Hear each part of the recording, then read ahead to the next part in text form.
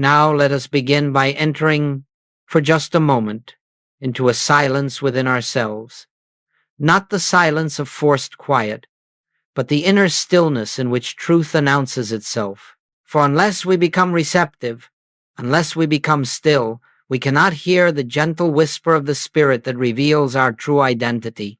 And it is this identity that has been misunderstood, misrepresented, and hidden beneath centuries of fear, guilt, and human belief.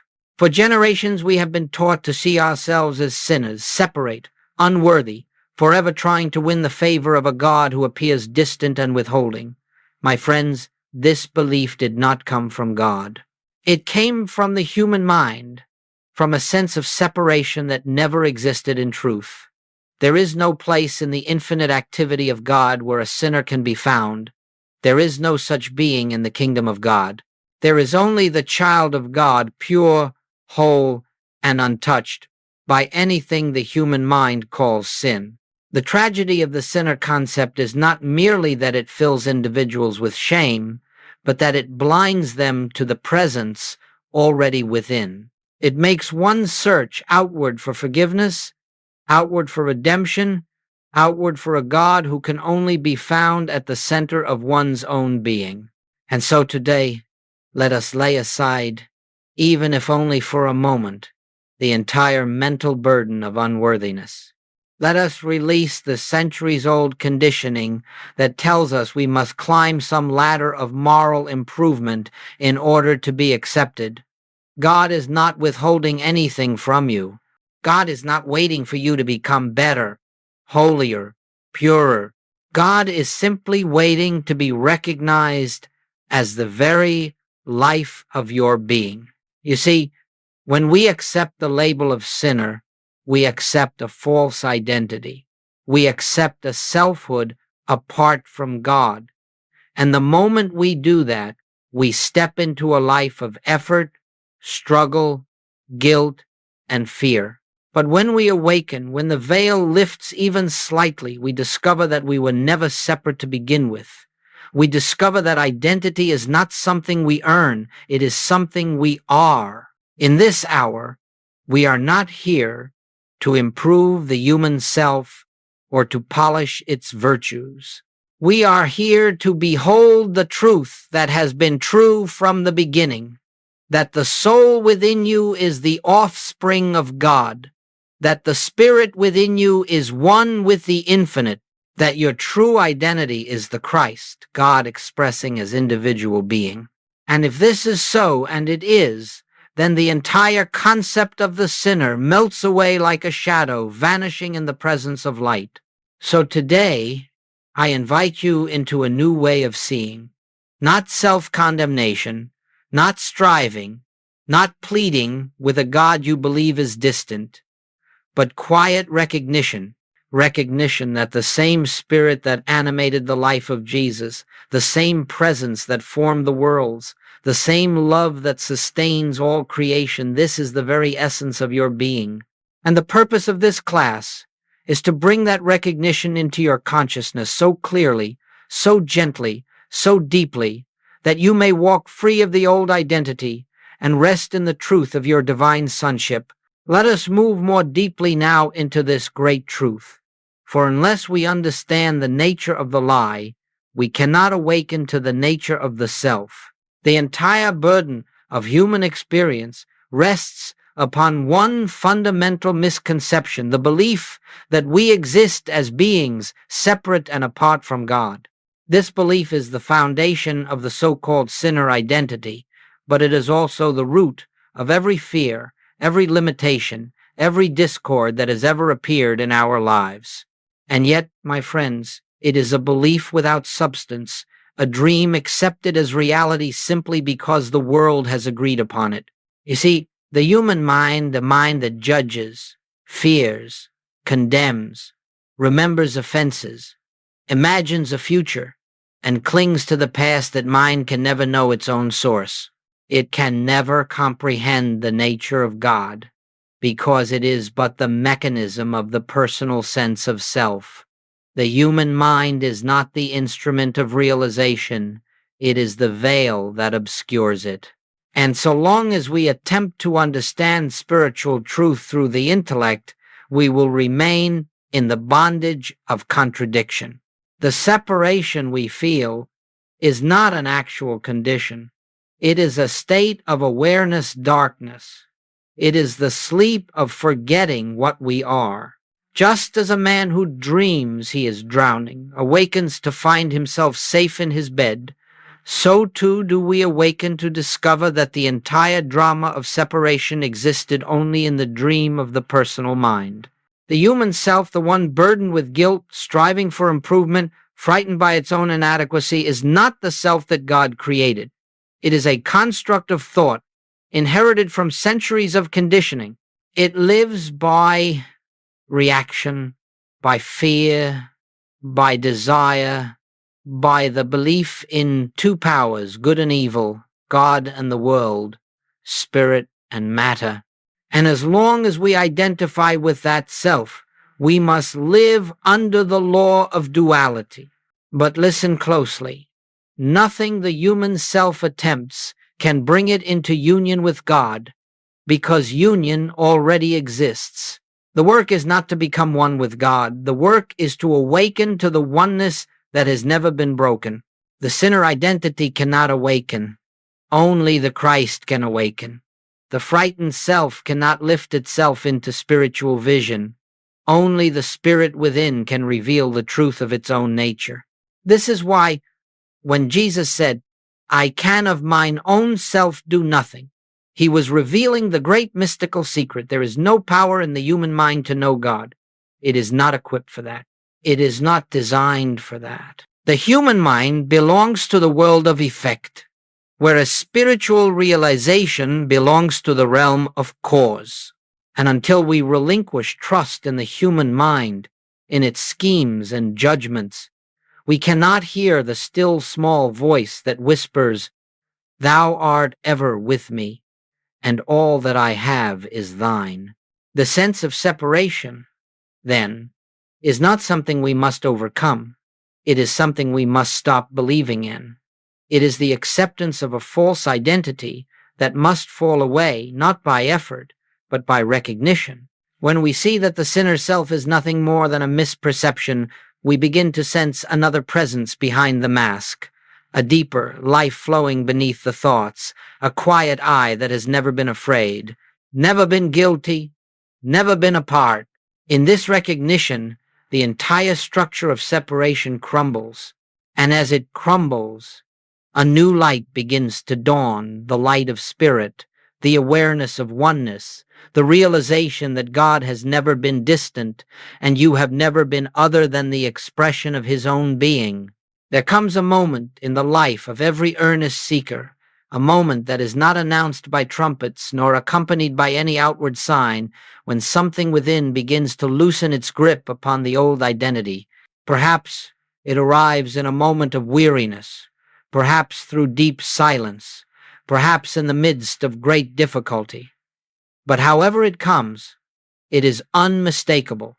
It is the dawning realization that the personal self, with all its striving and struggling, has never been the real doer of anything. And when this dawns, even faintly, a profound turning takes place in consciousness. It is here that we begin to see the bankruptcy of human effort, not because effort is morally wrong, but because it is spiritually useless. The personal mind, in its attempt to solve problems, reform itself, overcome its faults, or achieve spiritual merit, cannot accomplish what it seeks. Why? Because the problems created by the sense of separation cannot be resolved by the sense of separation. A self apart from God can never bring itself into union with God.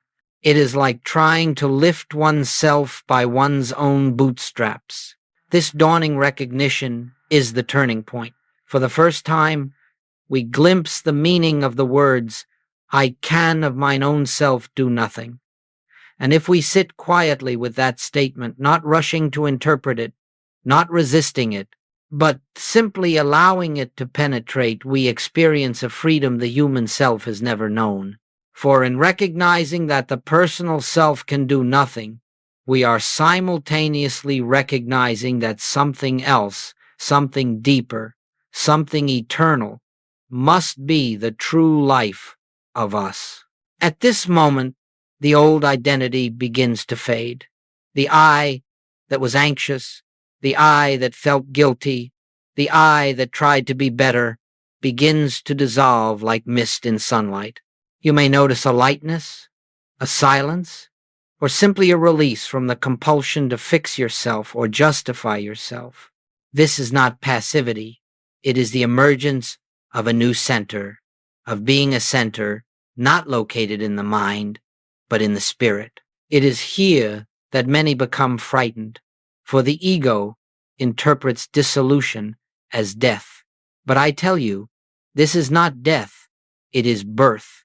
It is the birth of the true self, the Christ self, rising within your own consciousness. And as this new awareness begins to unfold, one notices something beautiful.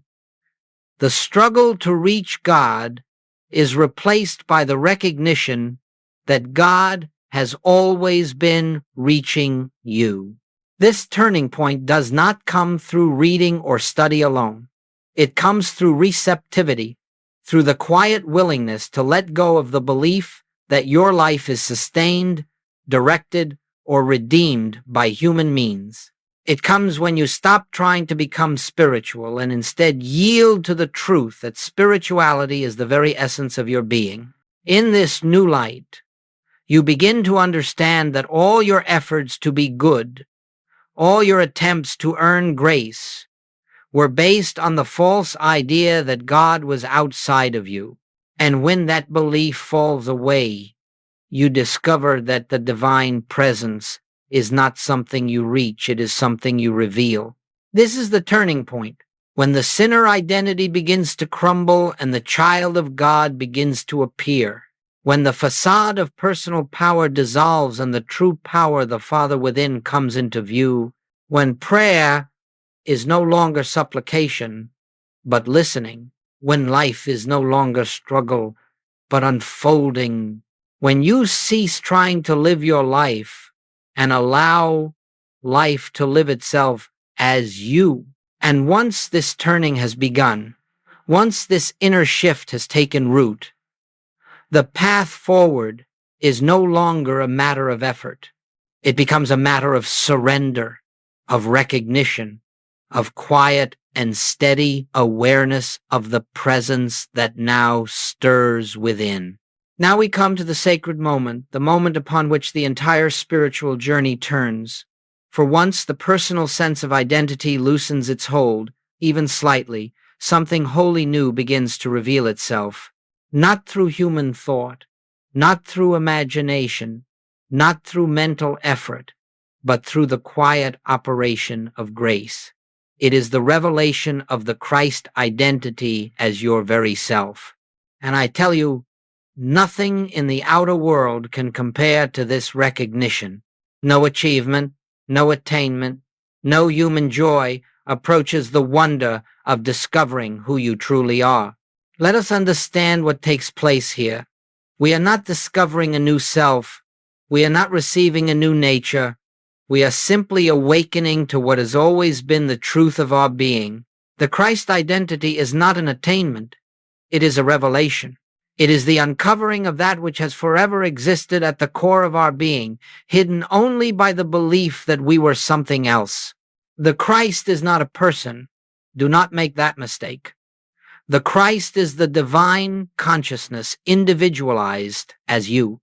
It is the light that was in the beginning, the presence that speaks through the silence, the life that animates every living soul. When we speak of the Christ, we speak not of someone who walked the hills of Galilee 2,000 years ago, but of the eternal I that has been alive in you since before time. And it is this I, this spiritual I, that begins to make itself known when the personal I grows quiet. You will not hear it with physical ears, nor will you see it with physical eyes. You will feel it as a presence. You will sense it as a depth. You will recognize it as the essence of your being that has never been frightened, never been guilty, never been wounded, never been separate. In this holy revelation, something astonishing happens. You begin to see that the self you feared, the self you condemned, the self you struggled to improve, was never the self that God created. It was a shadow, a mistaken identity. And as the Christ identity dawns, the shadow dissolves. No battle is needed. No struggle is required. The sunlight does not fight the darkness. It simply shines, and darkness cannot remain. When this recognition begins to unfold, life takes on a new meaning. You feel a presence going before you. You sense a wisdom, not your own, directing your steps. You notice a peace that does not arise from circumstances, but from the deep realization that you are no longer living as a separate, struggling, frightened being. You are living as the transparency through which the divine love reveals itself. The revelation is not dramatic. It is not emotional. It is quiet. It is gentle. It is felt as a subtle shift in the inner atmosphere, a soft recognition. Ah, I am not what I thought I was. There is something within me that is eternal. There is something within me that is divine. And as this awareness grows, you begin to understand the words, "Before Abraham was, I am." You begin to see that your true identity is not born of flesh, nor shaped by human experience. It is not subject to age, to time, to disease, or to limitation.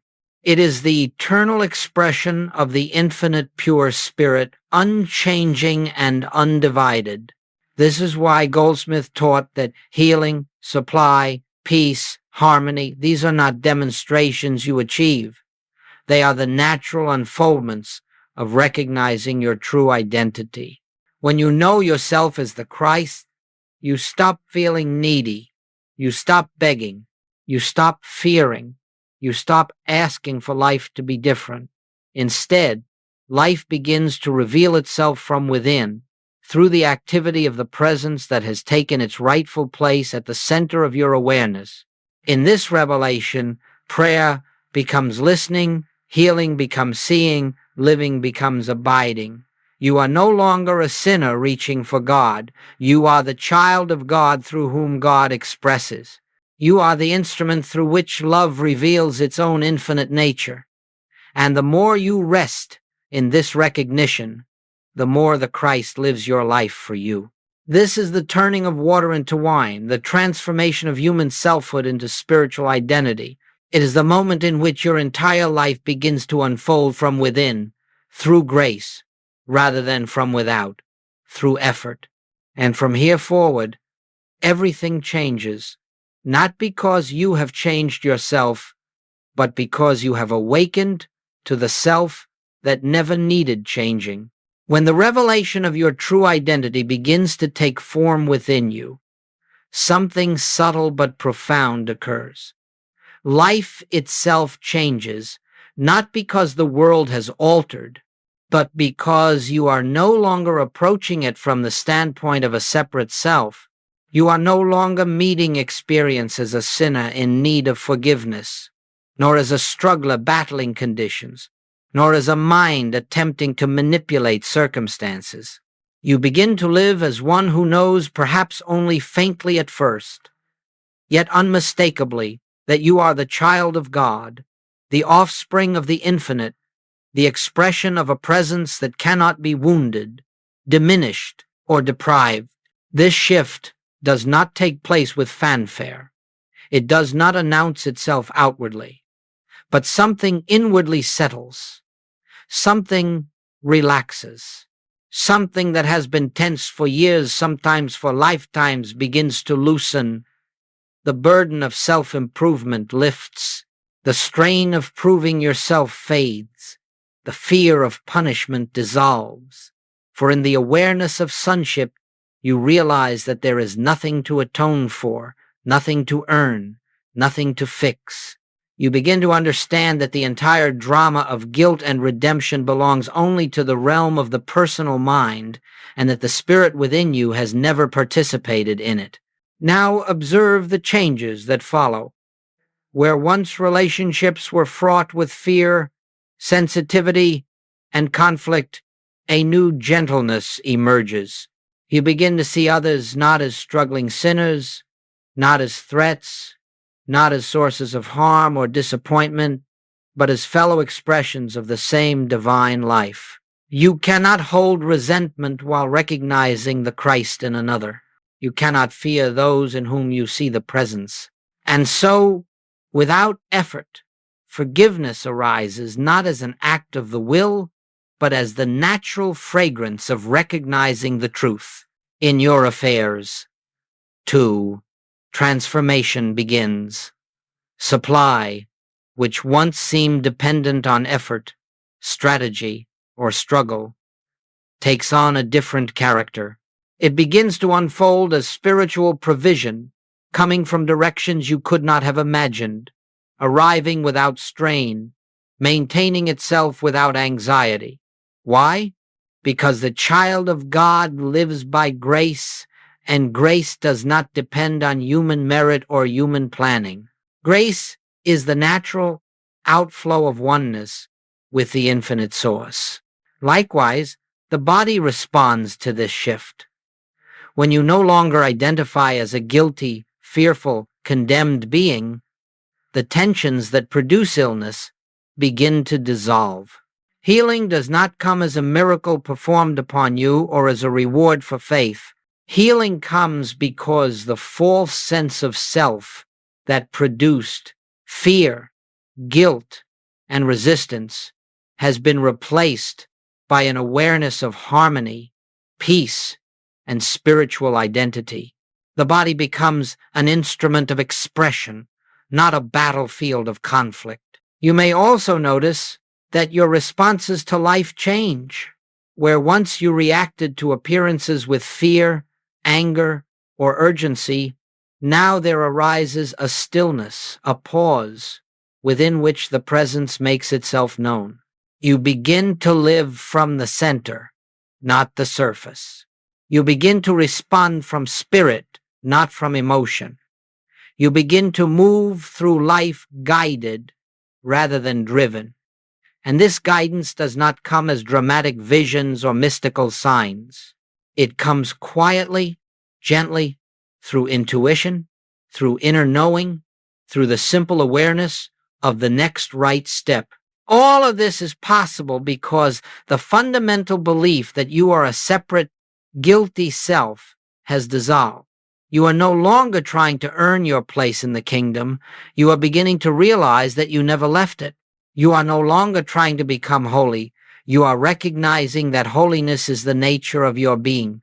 You are no longer praying to a distant God. You are living from the God that is your life. And the beauty of this transformation is that it does not depend on outer conditions. It does not matter whether your circumstances remain the same for a time.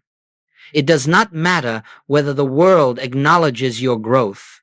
The transformation takes place in consciousness, and as consciousness expands into the realization of oneness, the outer world inevitably mirrors this inner change. Harmony begins to appear not because you forced it, but because harmony is the nature of the Christ within you. Thus, the old identity dissolves, and a new way of being emerges, effortless, graceful, quiet, yet infinitely powerful. You live now not as a sinner trying to reach God, but as the child of God through whom God expresses its love, its intelligence, its abundance, and its peace.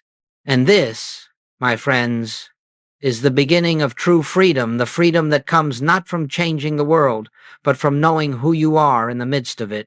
Now that we have seen the beginnings of transformation that arise when the false sense of identity loosens, let us turn to what may be called practice. But I must remind you, practice, in the infinite way, is not a method for gaining something, nor is it a technique by which you change the world or even change yourself. Practice, as we use the word, is simply the art of recognition, the steady returning of your attention to the truth of your being until the truth lives you, breathes you, moves you, and expresses itself as you. We are not adding anything to you. We are uncovering that which is already present. The Christ identity does not need to be developed. It needs to be recognized.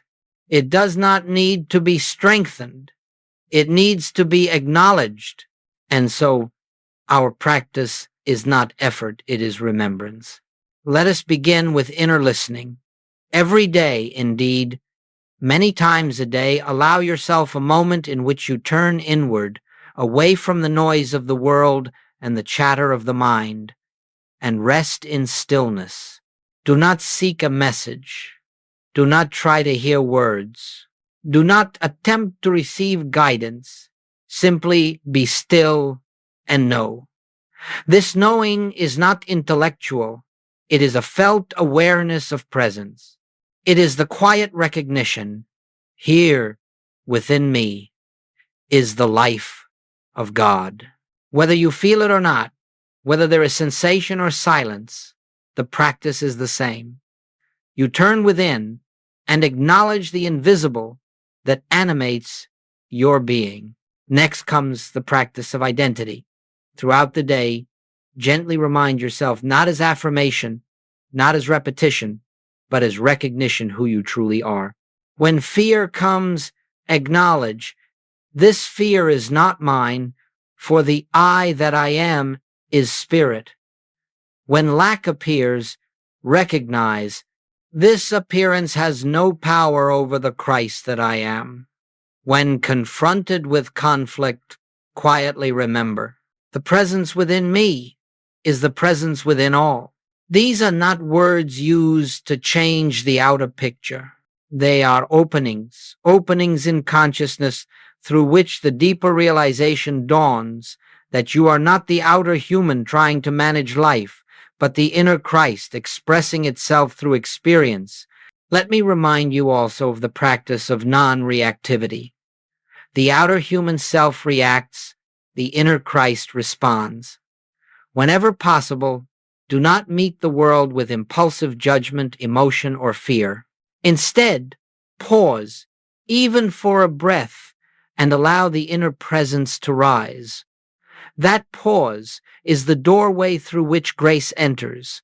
That pause is the space in which the human mind yields to the divine mind. In this practice, you will find that your life becomes less noisy, not because the world has changed, but because you no longer live from the surface.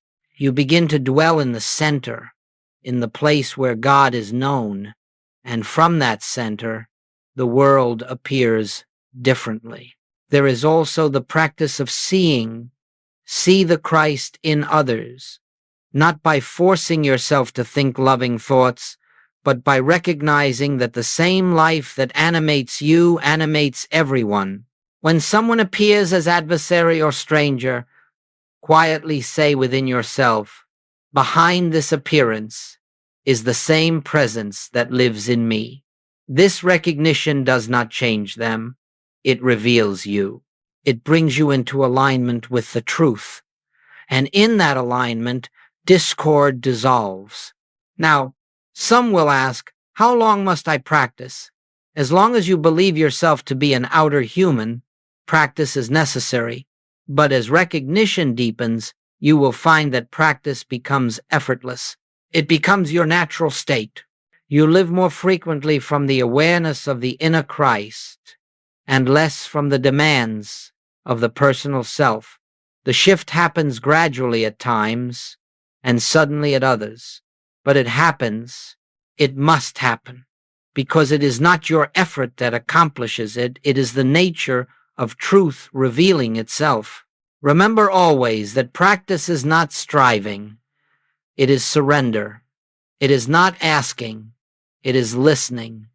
It is not achieving, it is recognizing. And as you continue in this gentle remembrance, The Christ identity will begin to shine through you, not as something you do, but as what you are.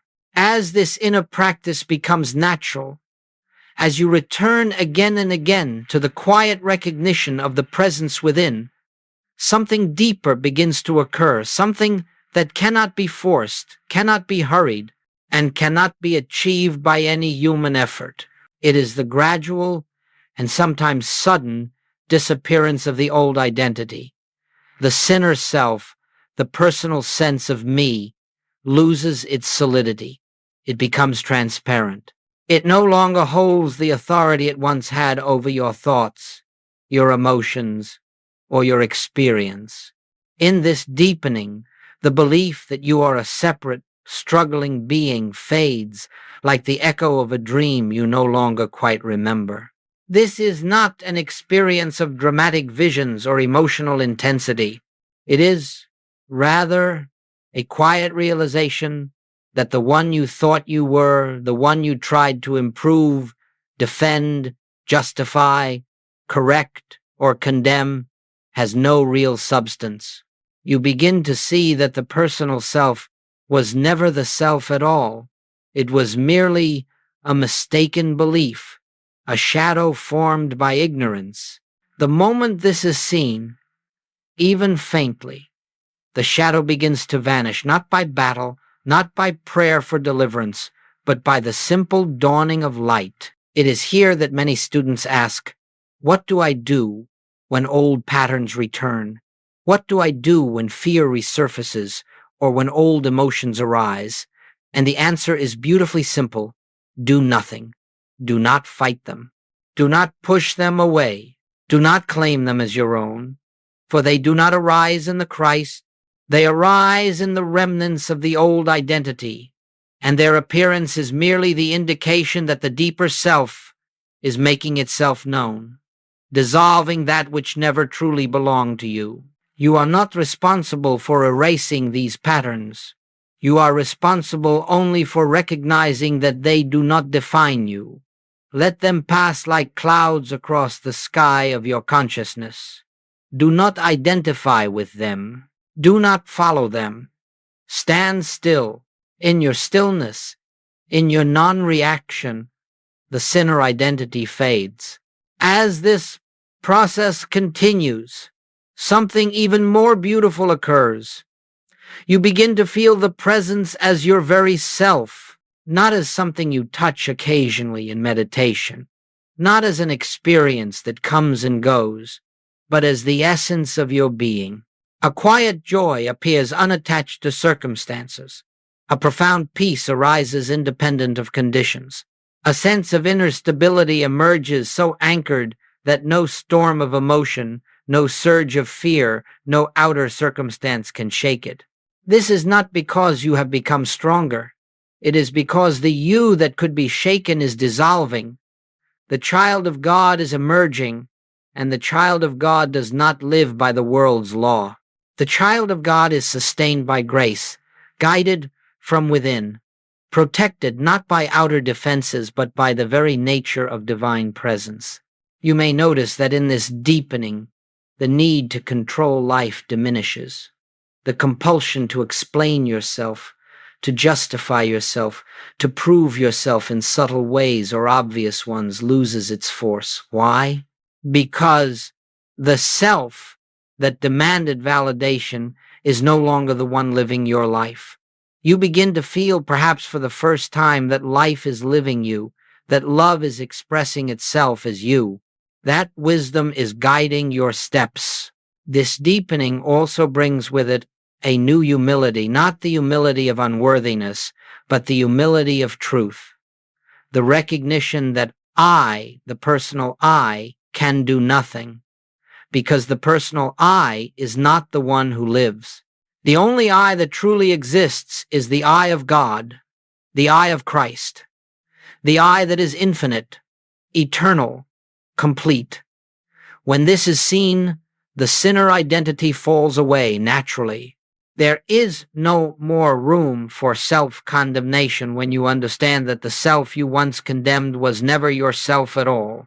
And as the sinner identity dissolves, You begin to live with an ease you may never have known. You begin to relax into the simple, profound truth. I live, yet not I. Christ liveth as me. In this realization, life becomes harmonious, not because challenges vanish, but because you no longer meet them as a vulnerable, separate self.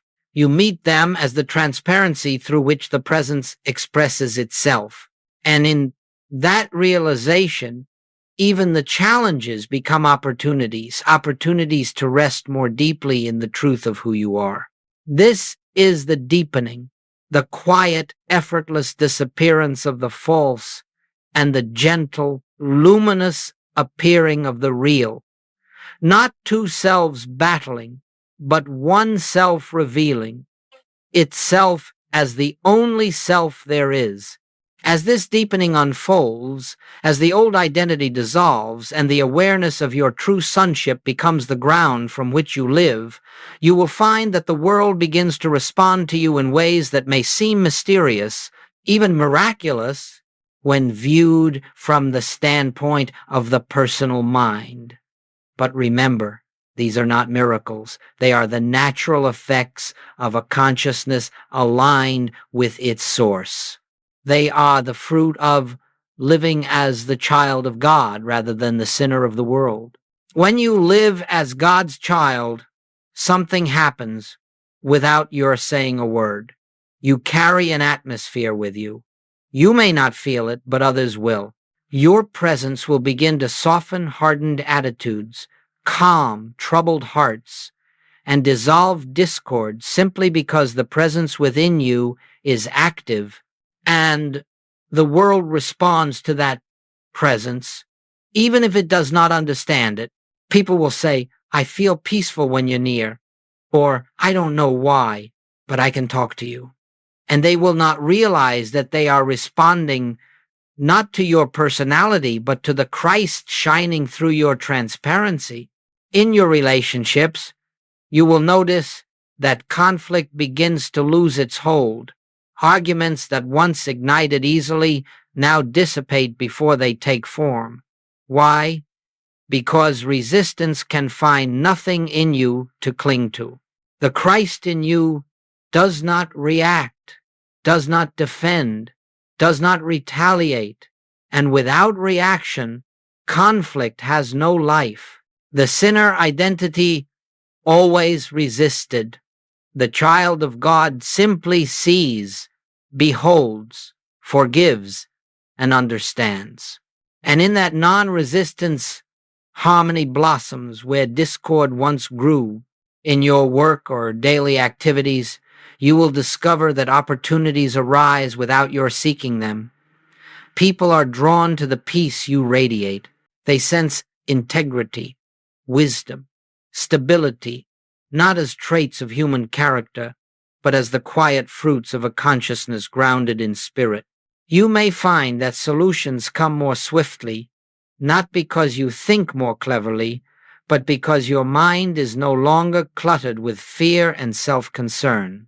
Intuition flows, guidance appears, and actions unfold with grace.